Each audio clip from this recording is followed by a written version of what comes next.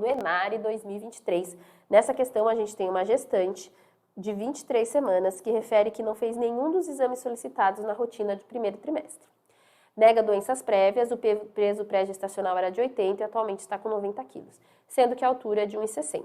Considerando a disponibilidade técnica adequada, a melhor conduta para o diagnóstico de diabetes gestacional é solicitar, então, uma gestante que começou o pré-natal com 23 semanas, a gente vai solicitar direto uma curva glicêmica. Então, a gente não vai solicitar somente a glicemia de jejum. Então, a gente precisa lembrar disso. Então, início do pré-natal, acima de 20 semanas, a gente vai pedir uma curva glicêmica entre 24 e 28 semanas. Outra situação que a gente perde de curva glicêmica entre 24 e 28 semanas é aquela gestante que tem glicemia de jejum normal no primeiro trimestre. E aí, a curva glicêmica, a gente vai avaliar jejum 1 hora e 2 horas após. Jejum tem que ser maior ou igual a 92 para estar alterado, 1 hora maior ou igual a 180 ou 2 horas maior ou igual a 153. O único valor alterado já faz o diagnóstico de diabetes gestacional.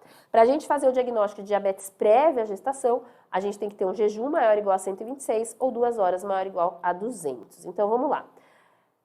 Para o diagnóstico, a gente vai fazer hemoglobina glicada? Não, a hemoglobina glicada não faz parte do diagnóstico de diabetes na gestação. Teste oral de tolerância à glicose a 100 gramas? Não, é a 75.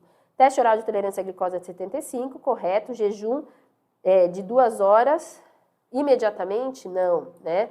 Em jejum de 2 horas imediatamente? Não. Apenas hemoglobina glicada? Não. Teste oral de tolerância à glicose 75 gramas em jejum.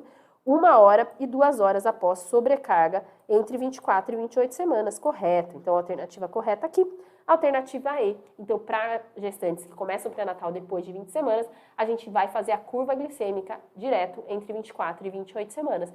E a curva glicêmica é aquela de 75 gramas, em que a gente avalia jejum, 1 hora e 2 horas a ingestão de glicose. E a gente só faz entre 24, né, a partir de 24 semanas, o ideal é que a gente não faça antes. Se essa mulher perdeu o tempo de fazer, por exemplo, se ela não fez com 28, a gente pode fazer depois de 28 semanas. O ideal é entre 24 e 28 semanas, ok? Muito obrigada pela atenção de todos vocês. Um grande abraço.